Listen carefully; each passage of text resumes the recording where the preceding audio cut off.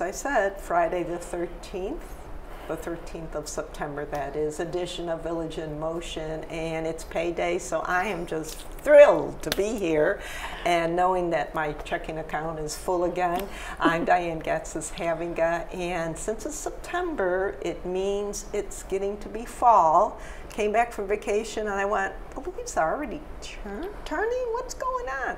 So if that's where we're at, that means that Fairfax County has a big event coming up this fall, and we're excited to have once again Renee Edwards, who is from the Fairfax County Public Library System, and she's the program coordinator, and your big event is what you're in charge of, which is Fall for the Books. Yeah, it's a partnership with George Mason University. We have a committee of people that work really hard to bring this book festival every October.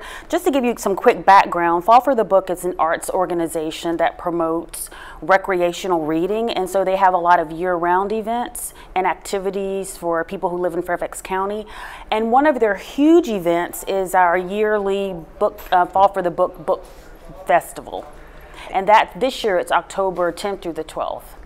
And so that's an annual event, and that's where you bring the community together with authors and people who work with books, like illustrators. Yeah, it's a pretty huge event. We have this year 150 authors, and we have these events on George Mason University's campus as well as in some of our library branches. So if I'm a resident and I want to come to the event, what do I need to do? Just show up. Just I don't go to our web. I don't have to register. No, you don't. Sign up. It's just really going to the website, the Fall for the Book website, looking at the schedule of events, picking out where you want to go, and just showing up. And I just come, and I've been to the Fall for the Book Festival, and it's usually kind of scattered around the university. Sometimes the events are in the auditorium. Sometimes they're in a more like a classroom and things. So basically, there'll be a map location. So yes, yeah, it's very easy to find. There is a map in our brochure of the book festival, so it's pretty easy for people to navigate. So what are the I wouldn't say main authors, that sounds terrible, but the authors that people would really be more interested in? Well, I wanted to take a few minutes to talk about some of the authors that we're bringing to our branches, because I think that would be of interest to the people who are watching this channel now. We have coming to Kingstown Library an author named Andrew Lawler. He is the author of The Secret Token, Myth, Obsession, and the Search for the Lost Colony of Roanoke. So his book really looks at this mystery that surrounds the disappearance of the colony at Roanoke and our fascination with this 400 years later. So he's going to be at Kingstown Library on October 10th at 7 p.m. And Kingstown Library is really not that far from Green Spring, excuse me. That's over off of Rolling Road, right? In Rolling Road in Braddock. So I'm going to say maybe a 10-minute drive. Okay. So what else do you have? What other authors that you want to promote? Sure. We have another author coming to Pohick Regional Library. We have two, Peter Finn and Michael Dobbs, and they're both writers of World War II books, and they are going to talk about the unsung heroes and the untold stories of World War II. So they'll be at Pohick Regional, October 10th at 7 p.m. And again, Pohick is right up the street Not far from at us. all. You just pop on the Parkway and get off Side and Stricker, and it's right there on the left. So, and they've not recently remodeled, but if you haven't been there since they have remodeled, it's a really nice location. So. What other authors? We have one more author that's coming to City of Fairfax Regional, and this lady, her name is Margaret McMullen, and her story is a little fascinating because she went to the Holocaust Museum, discovered a long-lost relative on her mom's side, and it sent her on this journey all the way to Hungary as she tried to find more about her mom's Jewish heritage. Her book, Where the Angels Live, talks about that search, talks about how she tries to find her family history, and it's very fragmented, so she describes that journey and that process. And she's going to be, like I said, at City of Fairfax Regional on October 10th at 7 p.m. Okay, and again, the events are free. They don't need to sign up. You don't need a pass. You just need to come and enjoy a presentation by these authors. So you said that this is a group of volunteers who work with you, or do you do the primary planning for the event? It is a committee of wonderful people. We have 2 GMU staff. They're the Fall for the Book coordinators, and they really do coordinate a lot of the authors that we have during the festival. We have a committee of people that are library staff employees, City of Fairfax employees, people that are in our community that are part of this event and a part of the planning of it as well. And when you contact these authors, are they hard to get? Or are they eager to come? Or it just depends. It depends on their schedule and their availability. But we've been pretty lucky in getting some really interesting authors. I know in the past when I've gone, you've had some really high, I wouldn't say high, that sounds so terrible, but people that have really just, you know, gotten into the spotlight and have, you know, captivated not only people who read books a lot, but, you know, the general public. So I have been able to experience that. So what about illustrators and other people who work with books? What kind of people do you have coming? We have a variety. Mostly we focus on authors, and we try to bring in people that would be of interest, not only on the literary side, but also for regular people who just like reading for enjoyment. But one well-known author that we're bringing in, and I hope will excite a lot of people, is Delia Owens. She wrote the book Where the Crawdads Sing, which looks at a girl who grew up, who lived in the marshes of North Carolina for years alone. 2 boys discover her, and they are just intrigued by her beauty.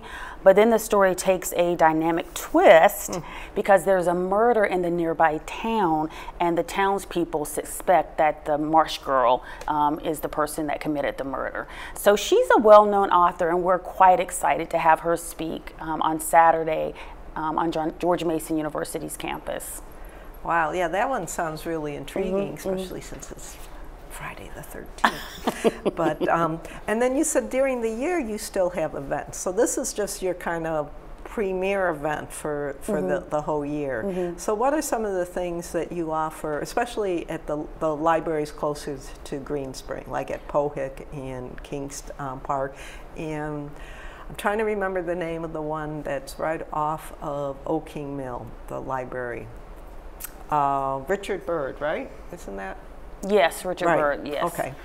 Well, during the year, the Fall for the Book coordinators, which are George Mason University staff, they have a lot of events that are more aimed at the students on campus, and so they'll do poetry readings and different types of events around literary, because we want to make people aware of what's going on during Fall for the Book. So I'm thinking that, you know, it used to be that with all the digital media that came out in Kindles, and, you know, everyone's getting things on their phone and on their laptop. In fact, just this week, the Washington Post ceased publishing their free little newspaper that they would give out to commuters because everyone's getting news digitally, that the libraries would also be in trouble. That's a very good question. I know that we recently had some publishing groups that are limiting the number of ebooks that they're making available to libraries, which could increase the number of holes. So that's concerning, and so we are trying to look at ways we can still provide access to ebooks without having a hold of 100 people waiting for one book. So we live in some interesting times where the way we read and access books is changing, and I'm worried that technology is not keeping up with that. So, yeah, wow, I didn't. they wouldn't have done that if they were just publishing a book, would they? But it's about money, and I think we forget at the end of the day that publishers are in it to make money. Of course. And so, which is sad because a lot of people use the library and they like that access, and to limit that is really disturbing. Right. When I go on vacation, I'm still bringing paper. I like paper. I like to be able to read the book, although sometimes I will say when they're really thick and heavy, it's like, oh God, my hands after a while do seem to be noticing that as I progress in my life. But you know, my kids, they're bringing everything on a Kindle. They don't care. They have that access. But I will say, in terms of my news, I do seem to be gravitating more and more digitally, and I think it's just because during the day, if something comes up, I can look at that and read it right then instead of waiting in the morning or in the evening or whatever. So I'm guessing that's trend will continue. So, but I know that our libraries seem to be flourishing.